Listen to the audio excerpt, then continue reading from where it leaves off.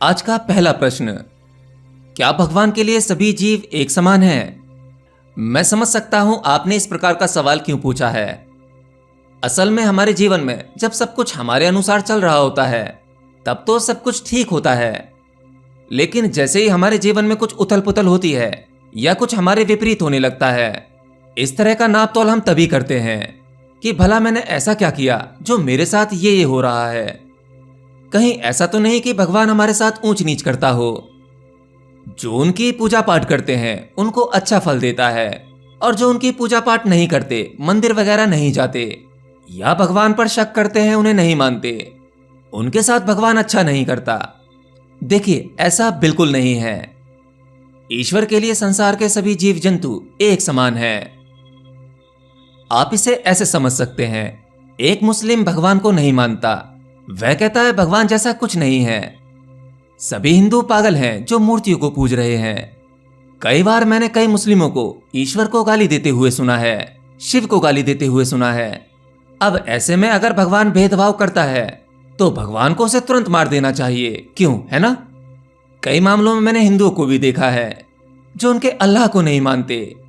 दोनों समाज एक दूसरे को मूर्ख समझते हैं, और ऐसे ही सभी समाज अपने भगवान को, जिनके प्रति उनकी धारणा है, वह केवल उन्हीं को भगवान मानते हैं, बाकी दूसरे लोगों को मूर्ख मानते हैं। लेकिन पृथ्वी पर सभी जीवित हैं, सब प्रकृति के नियमों के अनुसार चल रहे हैं। सभी के जीवन में कुछ सुख है तो कुछ दुख भी है।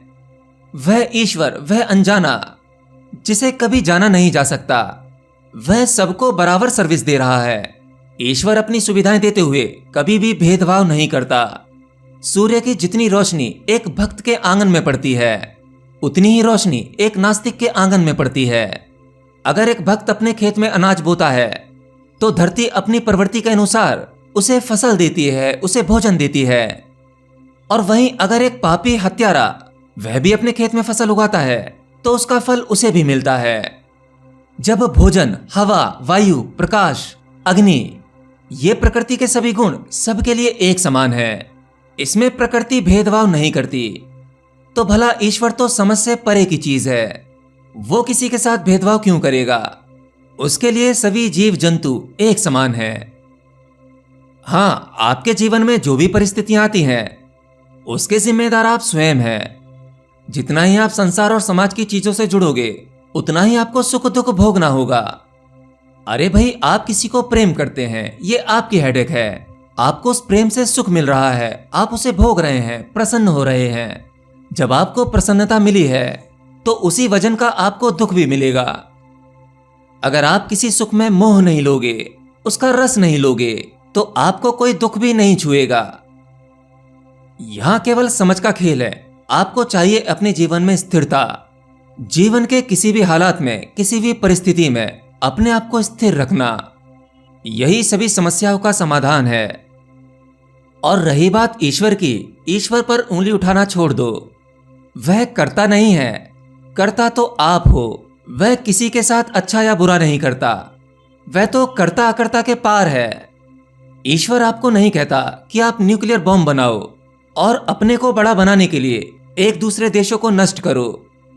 आज दुनिया में जो भी परिस्थिति है, उन सभी परिस्थितियों का जिम्मेदार वह ईश्वर नहीं है, बल्कि उनके जिम्मेदार तो आप स्वयं हैं। चलिए अगला प्रश्न लेते हैं, क्या भगवान सभी गलतियों को क्षमा कर देते हैं?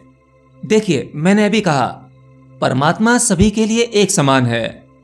अब चाहे कोई पापी हो या एक अच्छा इंसान, जो परमात्मा से पीट कर लेता है वह कभी कभी गलत मार्ग पर जा सकता है।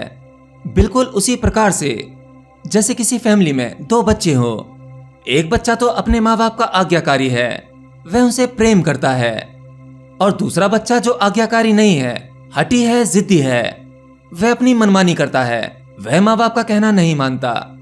लेकिन माँ बाप के लिए वह दोनों ही बच्चे प्रिय होते हैं। एक बच्चा जब अपने माँ बाप का घर छोड़कर कहीं निकल जाता है, माँ बाप से नफरत करने लगता है, उन्हें भला बुरा कहने लगता है, तब माँ बाप उससे नफरत नहीं करते, वह भीतर ही भीतर उससे प्रेम करते हैं। आपको लग सकता है कि सामाजिक तौर पर माँ बाप ने उससे पीट कर ली है, मगर भीतर ही भीतर वह चाहते हैं कि मेरा वह बेटा घर वापस आ जाए। उसके घर से दूर होने के बाद उसकी अधिक चिंता करते हैं। हो सकता है समाज में दुनियादारी से कहते फिरें कि मेरे लिए वह बेटा मर गया है, हम उसे बिल्कुल नहीं चाहते, उससे नफरत करते हैं। परंतु सच कुछ और है। सच वह माँ बाप जानते हैं। जब दुनिया समाज की ठोकर खाके वह बुरा बेटा वापस घर लौटता है, तब माँ बाप क्रोधित होकर गुस्से में वापस उसे नहीं भगा देते। वह सोचते हैं सुबह का भूला शाम घर लौट आया है, इसकी आंखें खुल गई हैं, ये गलत मार्ग पर चल गया था और अब वापस आ गया है। वापस आते ही उसे गले से लगा लेते हैं। हम सब भी उस परमात्मा की नजरों में उनके बेटे बेटियां हैं।